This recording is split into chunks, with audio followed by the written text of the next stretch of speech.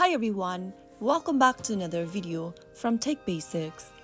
In this video, we are going to be learning how to close a trade in MetaTrader 4. To close a trade in MetaTrader 4, first of all, launch open the MetaTrader 4 app on your mobile device. Log into your account like you normally do. Now, go ahead and click on the trade button at the bottom of the screen to view your open trades. You will then be able to see your trades that you've previously opened. Press and hold the trade you want to close. In the pop-up, click on the Close button.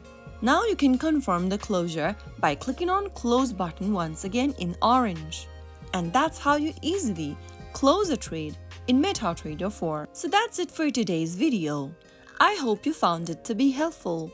If you did, make sure to give us a thumbs up. Don't forget to subscribe to Tech Basics for more tutorials like this. I will be back again in the next episode. Thank you for watching.